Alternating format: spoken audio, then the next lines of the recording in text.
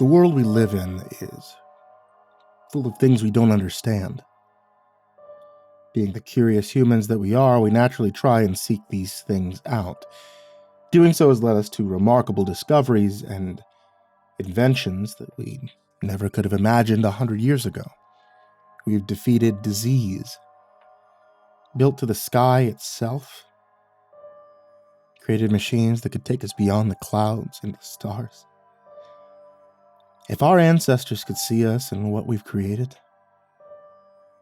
I'm sure many of them would see us as gods. Our innate curiosity and lust for knowledge has not always led us to greatness, however. True evil and darkness have also been uncovered in humanity's conquest of knowledge. And in the end, I fear this evil will be our doom. I don't say this from a standpoint of a great philosopher who sat and simply pondered things either. No, I say this because I've seen it. I've experienced it.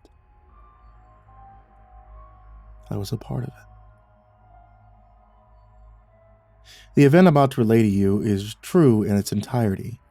This, I swear. I feel certain that this will fall on deaf ears, and many of you will believe this to be just another spooky story meant to give you cheap thrills, but I promise you that this is neither my intent nor my purpose. The purpose of this story is to simply warn you of what lurks beyond the veil of what we can see and understand, to show you what awaits us in the darkness, even if I myself don't understand it. What I'm about to tell you has happened, and I feel certain it will happen again.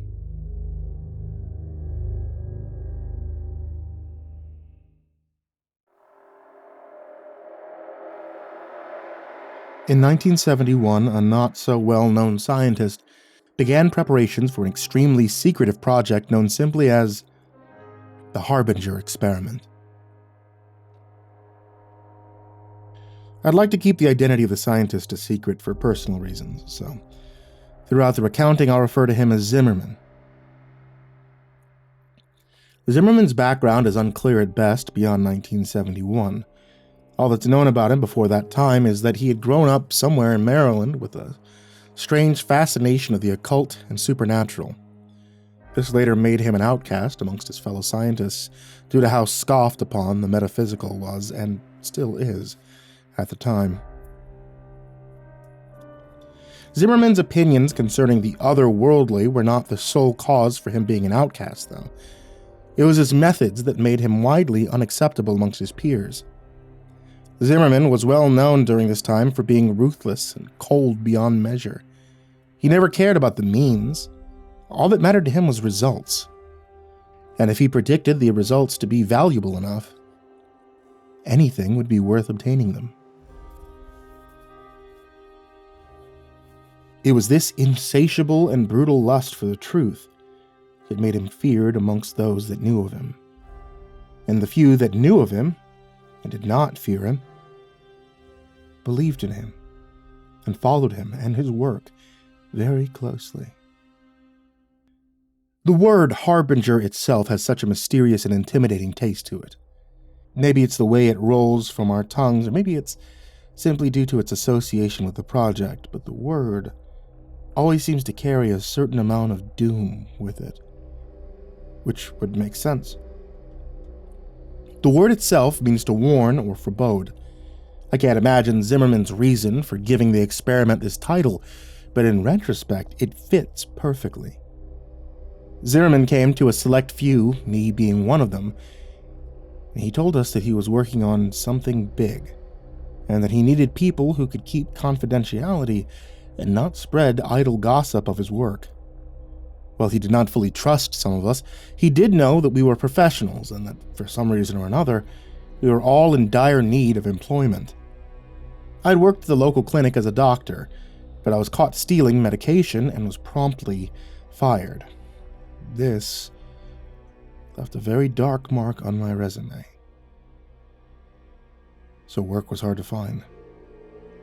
I was also a native to Alaska and lived near where the experiment would take place. So I guess you could say I was a convenient choice. And as you can imagine, I jumped at the opportunity. It was hard not to when I saw the payout. 15 of us were hired in total. Some were colleagues of his that he'd been working with for a while.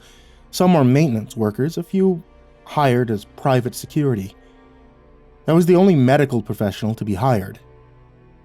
Still a wonder to me how he even attained the funds necessary for the experiment. I wouldn't be wholly surprised if his financing was not entirely legal, but legal or not, I needed the money, and he was paying. Looking back, though, it's a decision I've come to regret. After Zimmerman attained his money, he used it to buy a relatively large plot of land deep in the frozen wilderness of Alaska. And upon that piece of land, Zimmerman built a concrete structure not dissimilar to a bunker, in fact. The sole difference being that its goal was to keep any potential damage contained within the structure rather than keeping it out, as he put it. Most of the structure dug underneath the earth, which had the effect of making the underground complex seem so much smaller than it really was from the outside. As would be expected, there was only one way of entering and leaving the underground structure, and it was via a ladder that led from a small, unassuming concrete building on the surface, which I would refer to from now on as the entrance building for convenience, to the network below. After everyone had gone to bed at night, the hatch that contained the ladder would be sealed off with a very large and thick metal lid. Zimmerman was very strict about this. Located not too far away from the entrance building was a series of wooden cabins that would serve as the sleeping quarters for the staff Zimmerman had hired. Compared to the entrance building standing on the surface, the underground system was massive. At the center of the complex was the control room. This is where all the facility's electronics and such were linked to. This included security cameras, lights, and door controls, consoles, monitors, computers. They all lined the walls of this large central chamber. This is also where the ladder in the entrance building connected to in the underground complex. Connected to the control room were 3 doors. One that led to a smaller room that served as an infirmary, another led to a break room, and the last door led into the hallways. The hallways are where the complex began to feel extremely eerie. They were for some reason laid out in an extremely confusing scheme that led in circles and to complete dead ends. These hallways made up a vast majority of the complex, and it would be very easy to get lost in the maze if you were unfamiliar with the complex. But if you knew where you were going, you'd find yourself standing before one of 3 8-by-8-foot rooms before long. Each room had a camera hooked up to one of the corners of the room, and all 3 of those cameras were connected to a corresponding monitor in the control room. Cameras were also scattered throughout the hallways so that whoever was watching their corresponding monitor could see anywhere they wanted to, when they wanted to. Thick, metal doors stood at the entrance to each of the 3 8-by-8-foot rooms, and in order to open them, you'd have to enter a 4-digit code into a panel located near the door. I remember when I first arrived at the complex, how badly the hallways frightened me. I've always been claustrophobic, you see, and those hallways were very narrow. The noise, or more accurately, the lack of noise, was also a tremendous source of fear for me in those bleak, narrow hallways. It was always so unnaturally silent, as if the entire world had stopped moving. It really made you feel like you were trapped down there. Thankfully, though, I only rarely ventured into those hallways, for I was the only medical professional in the facility, and I had virtually no reason to go into them. So, in the beginning, I found it so peculiar that Zimmerman would ask for a medical professional like me on a project like this. But by the time it was all over, I understood why. The official purpose of the Harbinger experiment was to test and observe the effects of extended isolation on the human mind. This is what was listed on reports being sent out, at least, but unbeknownst to all those who were not participating in the project, excluding the subjects, the true purpose was much darker. Like I said before, Zimmerman had always had an obsession with the occult and supernatural. He sought to prove himself to those who did not believe in him. He wanted physical proof that the supernatural was a real phenomenon. He wanted to be the first one to obtain said proof. The true purpose of the Harbinger experiment was to find proof of the metaphysical, a world we couldn't see. The thought of doing this was naturally a tad bit daunting and even scary, but it was Zimmerman's method of doing so that was truly terrifying.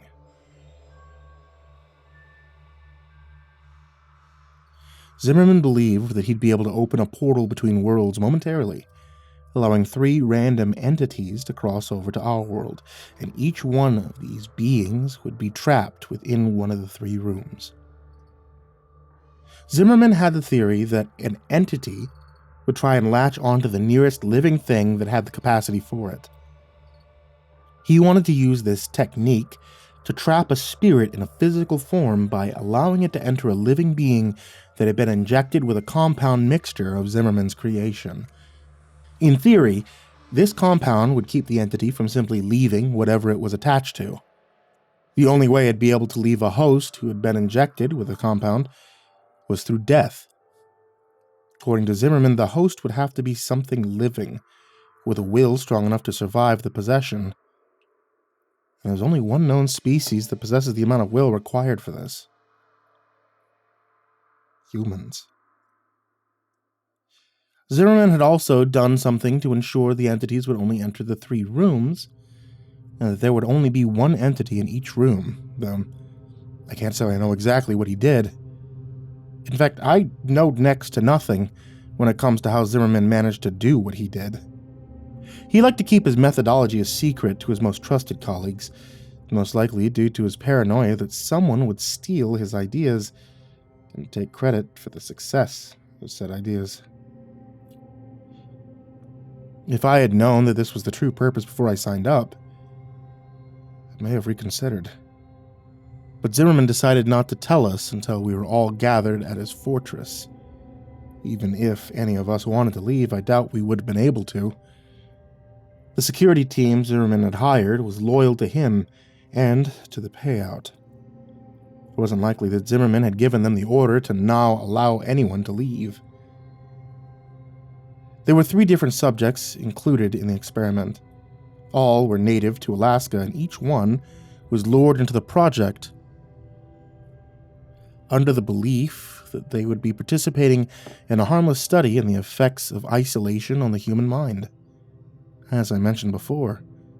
Which is why none of the subjects objected when they realized they'd be confined to one of the 3 rooms that I mentioned earlier. The first subject was a young man. He was apparently out of work and desperately needing the money that had been offered for participating in the study. The second was a woman. By looking at her, I could tell she was an addict of some sort. The third and final subject was an older man, a drifter if I had to guess. One thing they all had in common was that none of them had any family or friends left. In short, no one would miss them, which is why they were chosen.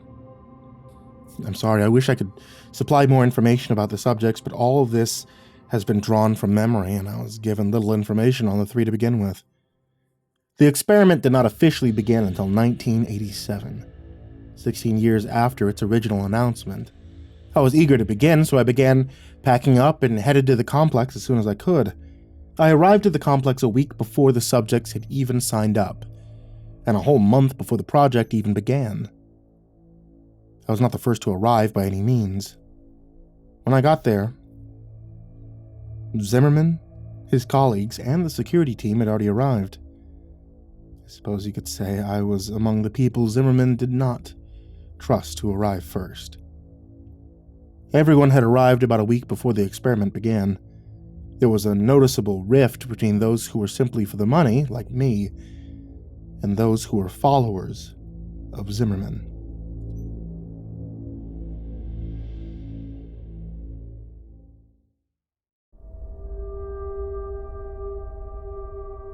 On October 15th, 1987, all the preparations were in place.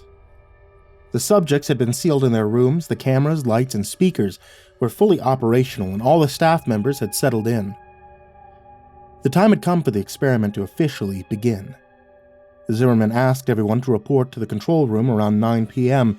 to witness the beginnings of the experiment.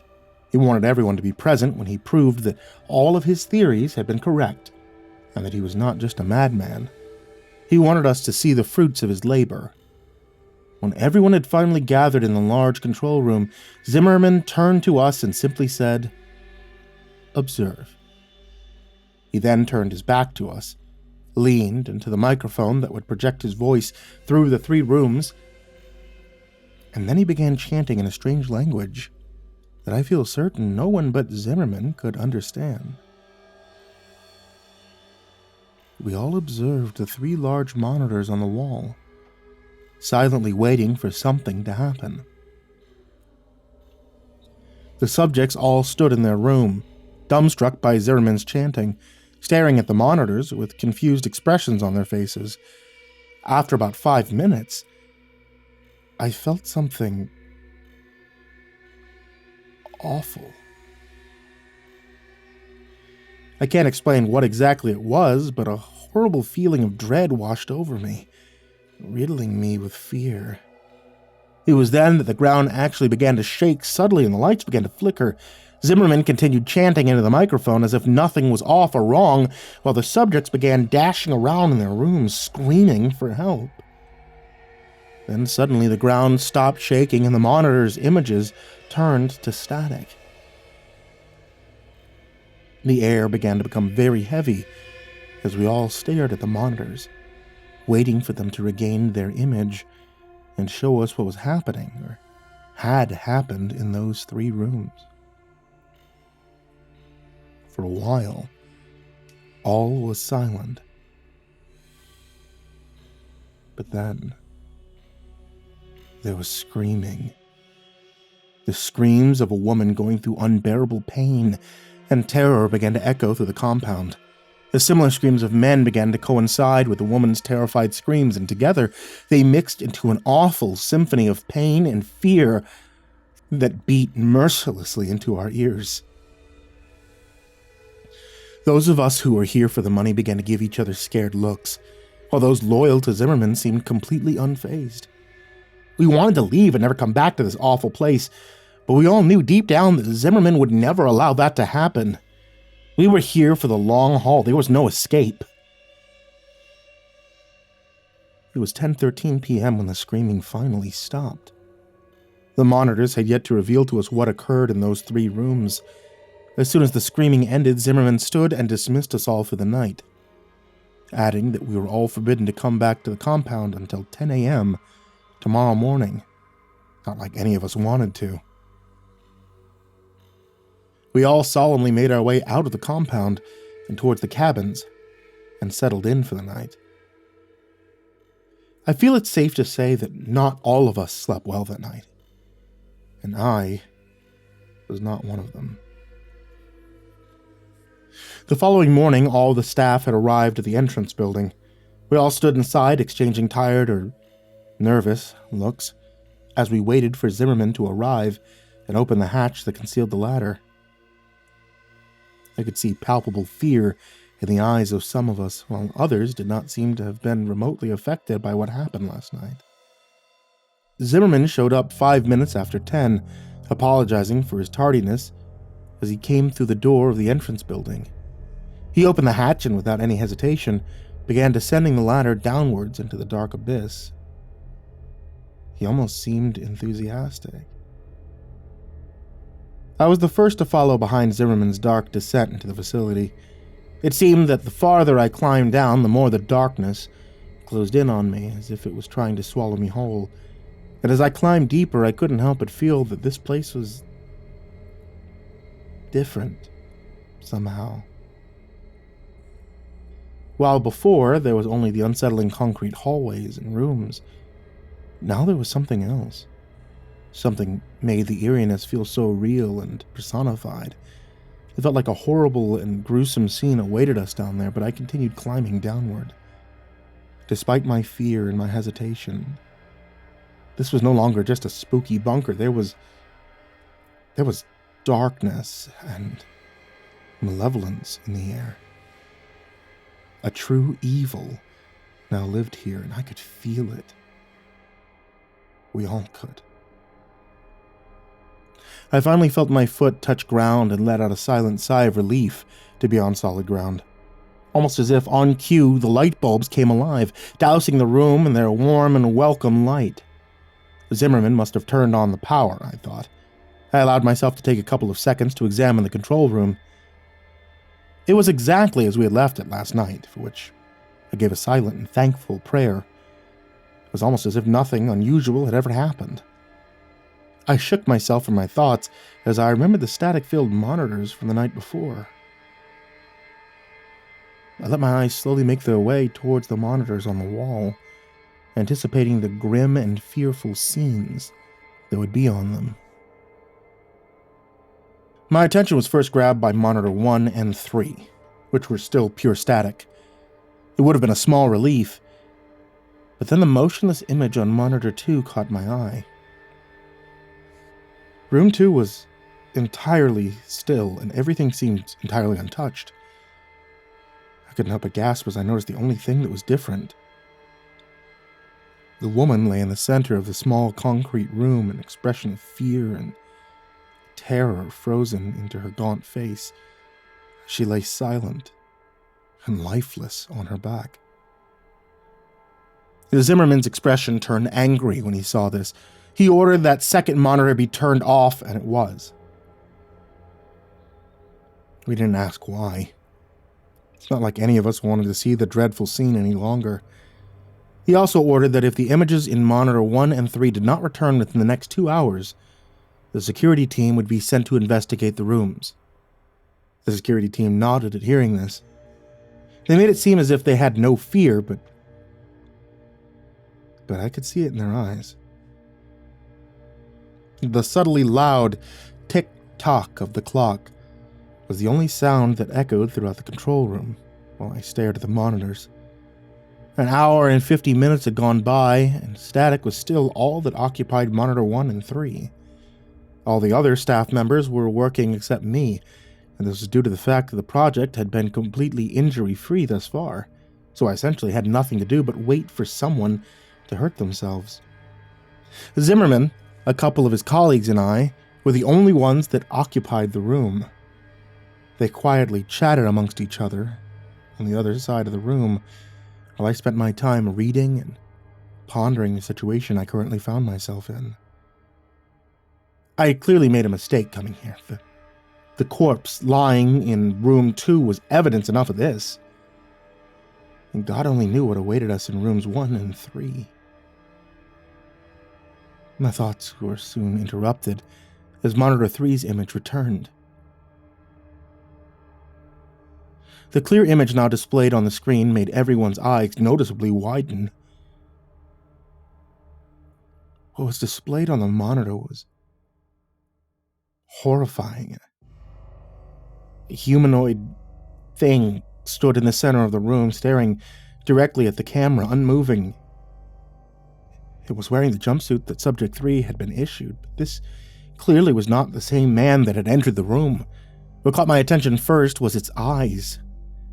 They were solid black and twice the size of normal human eyes. They seemed so endless and cold.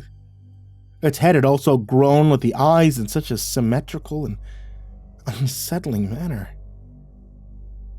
That being had also shed all of the hair it once had, and even from the monitor I could see how unnaturally smooth and clear its skin was. It had also seemingly grown in height and stature, which could be seen in the fact that the jumpsuit was now obviously far too small for its wearer. Its limbs had grown especially long. Its arms hung almost as low as the creature's knees.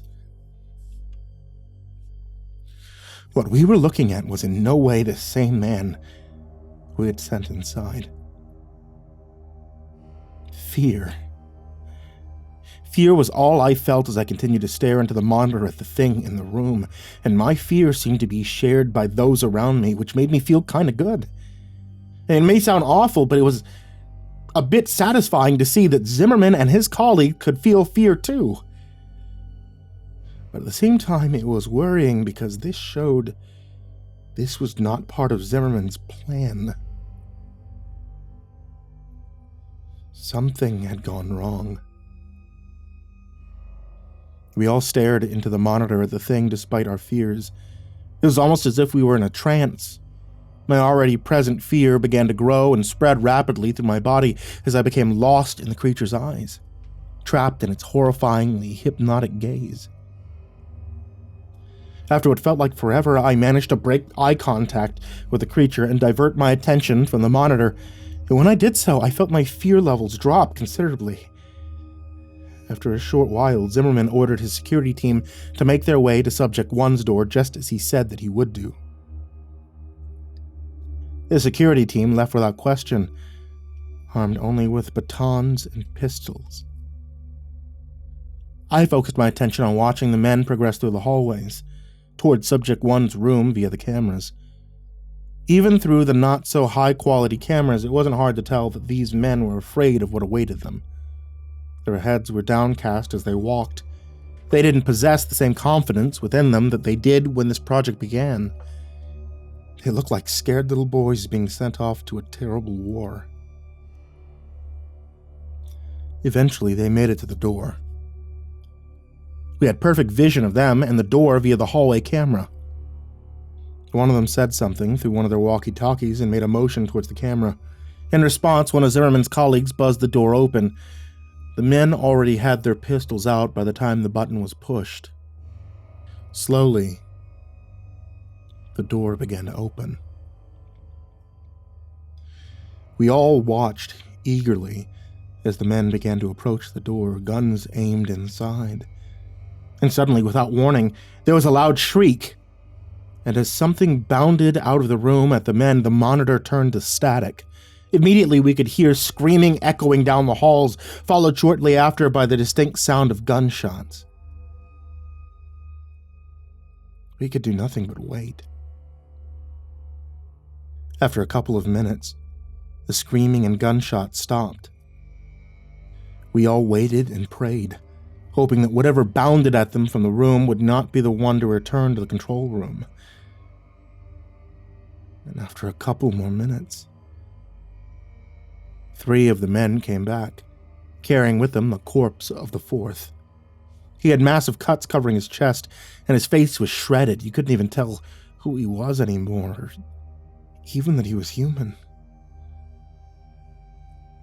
I was used to gore being a doctor and all, so I felt somewhat unfazed by the mass of shredded flesh and bloodied meat they carried with them. But many of the others went pale and vomited. The security team all wore motionless expressions and eyes filled with terror. One of the men finally looked up at us. He stared at us for a while with those wide eyes of his. "It's dead," he finally managed to mutter in a shaken and scared voice. A couple of hours went by. The dead man's name was Frank. He was buried outside in the cold Alaskan ground. 2 of the men were unharmed physically, at least. The 3rd was alive, but only barely. His body was covered in bloody slashes, and one of his eyes had been gouged out. I managed to stabilize him, but only just. The other 2 men vaguely explained what happened. Apparently, Subject 1 leaped out of Frank after the door had opened, only it wasn't really Subject 1 anymore. According to them, it had a hideously contorted face and long, sharp claws. They claimed to have shot it over a dozen times before it fell dead. And then they emptied another dozen bullets into it, just to be sure it was really dead. Only once it was dead did they come back. After tending to the wounded men, I went to investigate the monitors.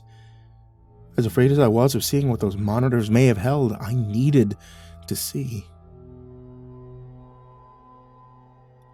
Subject 3 was the only one left now, and I needed to see it and make sure the creature was still in his room. It seemed to be more like a jail cell than an ordinary room at this point, though, which was probably a good thing. The cameras displaying Subject 1's room and the hallway outside it still depicted a static-filled screen. No one was sent to repair them or investigate. We just had to hope that Subject 1 was well and truly dead.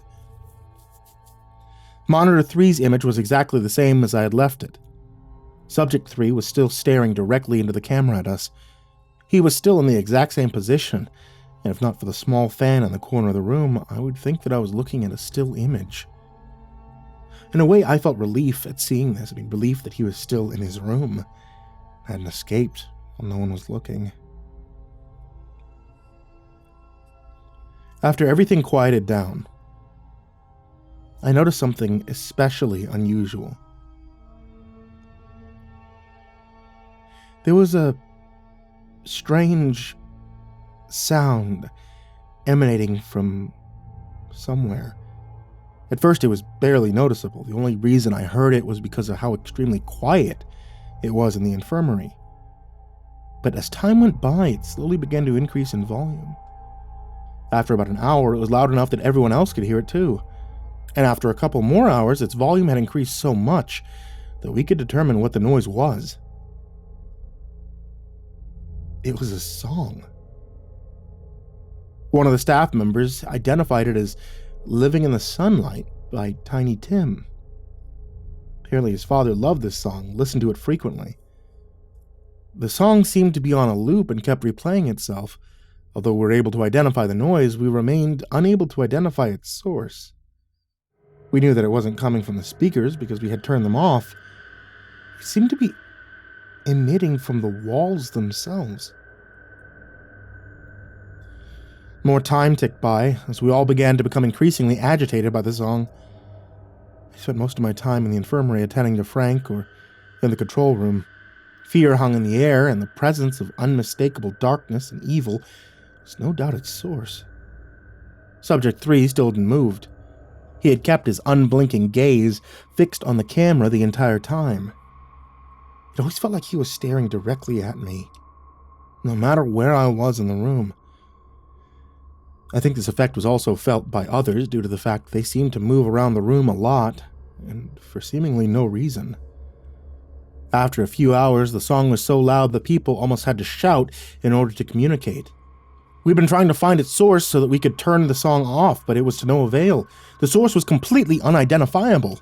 This added a level of extreme irritation to our already very present fear. It was around 8:30 that the ground itself began to shake once again, just as it had done the previous night. Panic began to spread amongst my fellow employees and me as the shaking grew in intensity. During this, I had the sudden instinctual feeling to look over at Subject 3's monitor. And it was gone. Almost as if on cue, the power went out, and thankfully, the song did as well. Ever since the security team came back, panic had been slowly building up amongst the staff, and Zimmerman was powerless to stop it. When the lights went out, the calm projections that everyone had been trying to maintain left us, and the fear in all of our hearts took over. The emergency backup lights kicked on shortly after the power went out, which I gave a silent thank you prayer for. The lights were dim, but they still allowed me to see a lot. Total panic seized us as many of our fellow staff members began screaming and rushing to the ladder in an attempt to escape. Too many were trying to use it at once, and no one was able to get very far on the ladder without someone else pulling them to the floor and taking their place. Zimmerman was shouting for everyone to calm down. But his dominating and intimidating personality had no effect here, and his demands fell on deaf ears. It was total chaos. It wasn't long until people actually started hurting each other in a desperate attempt to get up that ladder and out of this place. I could only stand against the wall and wait for my opportunity to escape up the ladder. All the screams were soon silenced as the familiar hum of that unsettling song began to rise in volume again, only much quicker this time. And this time, it was clear that the noise was coming directly from the maze-like corridors. People stopped fighting and shouting as their attention shifted to the door that led into the hallways. The song quickly got louder than it had ever been before, which forced many of us to cup our ears with our hands in an attempt to silence the noise. And then suddenly the song just completely stopped. Silence. That was all that filled the room as we all stared at the thick metal door in anticipation for what was coming. It felt like ages had gone by, but in reality it was probably only seconds before the silence was broken. The door suddenly and violently burst open, and the music started again, louder than it had ever been before. The suddenness and the volume of this caused many of us to recoil by falling to the ground and grabbing our ears in an attempt to block out the noise. I glanced up for just a second, and in the doorway stood a tall, smooth-skinned figure with long limbs and eyes so dark and malevolent you could clearly see them in the dim lighting. After I got my bearings, I looked upwards at the creature once again, just in time to see the thing pick up and rip Zimmerman in half in one fluid motion, dousing the room and everyone in it in his blood, intestines, and organs. I was no stranger to gore, but the sight of that was too much for me to bear. I hunched over immediately after seeing this and vomited all over the cold cement floor. The latter was my only hope for survival, I thought to myself, as I forced myself to a standing position, and as my eyes rose along with the rest of me, I could see the thing ripping and tearing through the people as they scattered in an attempt to escape. I was so distracted, and as awful as it sounds, this was my only chance to get up that ladder. I forced my legs to move towards the ladder, trying to block out the terrified screams of my fellow staff members and the unbearably loud music. I could hear gunshots coinciding with the screams and terrified sounds of flesh being ripped apart somewhere in the mess of noise. I reached my hands outward and felt a wave of relief wash over me as my fingers came into contact with the hard metal rungs of the ladder. I gripped them and began to climb upwards as quickly as I could in my disoriented state, all the while praying the monster would not see me and pull me off the ladder and back into the slaughter. It felt like at any moment I'd feel one of its smooth hands wrap around my ankles and pull me to my death, but I eventually made it to the top.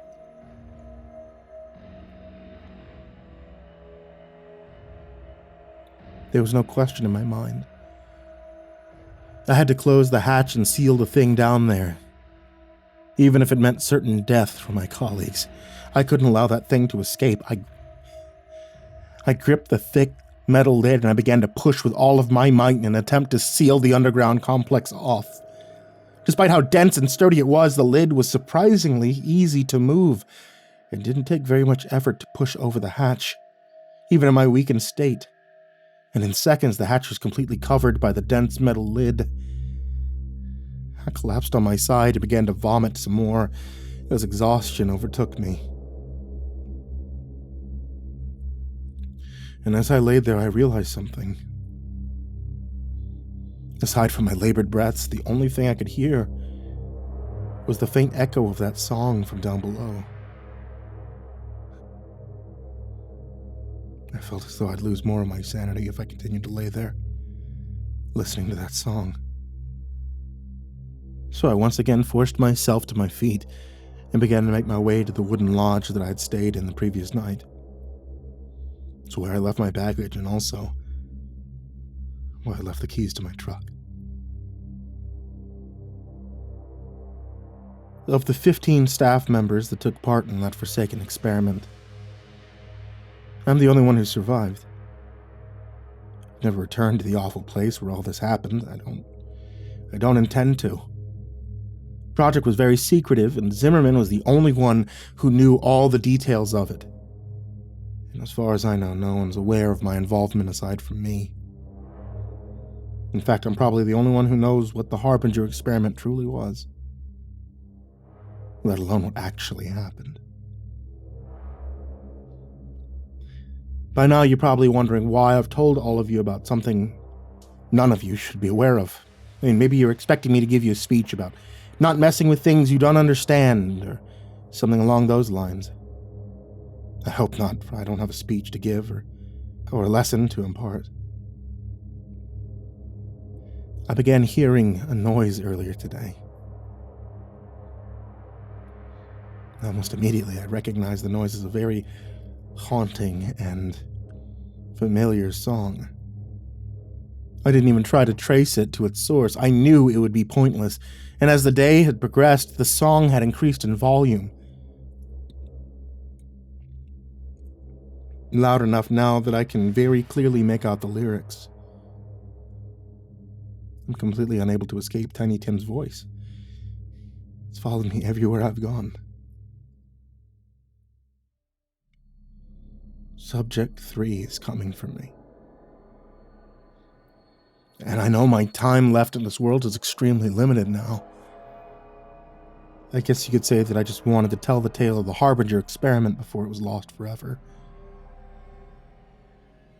I hope that you take some lesson from what I recounted to you, but I think we both know that you won't.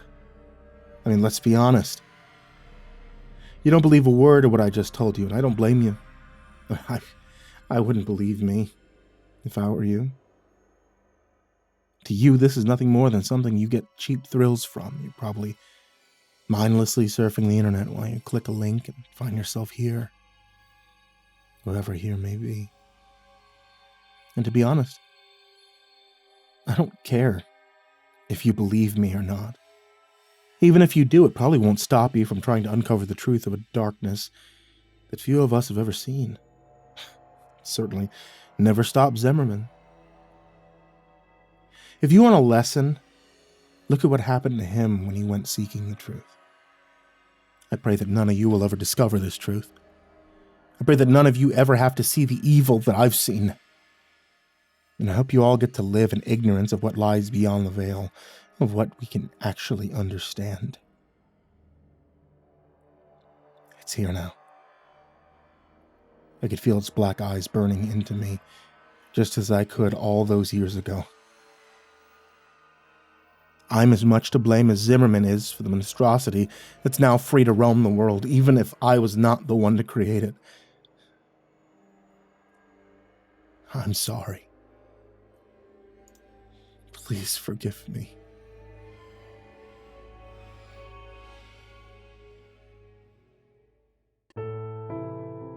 Hey there kids, it's me, MrCreepyPasta, and I just wanted to tell you thank you so much for watching tonight's video, or by listening to tonight's episode of the podcast. I know I haven't had as many updates as I would like to have on the channel lately, and things just kind of get really hard with shit that's happening in my family. But hey, I wanted to say thank you so much for being around, thank you so much for still supporting me and for coming back to listen to new stories. If you guys want to get updates anytime that I do upload, then please go ahead and hit that subscribe button and ring the bell. Or if you're listening over a podcast, I think it's still a subscribe button or a follow button or whatever happens. Those happen to be. As always, I want to give a very big thank you to everybody out there on patreon.com/MrCreepyPasta. A very, very big thank you to everybody there, and to especially Jordan Humble, Diana Kraus, King Crab, Calcifer420, Veronica Lynn Lopez, Marlon Chavez, Azazel66603, Ethan Leon, Polaris Prospect X, Blake Rattler, Viceroy Scorn, Samara Lynn, Disciple, SullyMan, Brandon Mendoza, BrimstonePandemonium, Caltuna, William Wellington, Scruffy the Janitor, Brenna LaQueda, Canizales, Smiley the Psychotic, Dante Kinkade, SimbasBloodyMojo, CursepoxPrimarch, Jenna's Pet, Clonable, Kearns, Mike, himbojerry, CrusaderChocobo, Remember the Sun, Estebean, Hour Minute Second Time, Seclude, Salty Surprise, Red Shadowcat, Turtleman, Mr. Marcus Blitz, Voice of Sand, Ficomel, Melted Lake, Tully Sue, Croconut 509, Stricken, Freddy Krueger, Hades Nephew, Tommy Walters, Acid System, Sky Harbor, Nico Kyle, Tristan Pelton, Ball Arms the Rat, The Ginger Bros, Daniel Polson, and Cody Kinchin. To all of you guys there, everybody who's down in the description, and everybody who can just give $1, I want to say thank you to you guys. And if you would like to join this list in the description, head over to patreon.com/MrCreepy. And if you would like to join this list in the description, sweet dreams.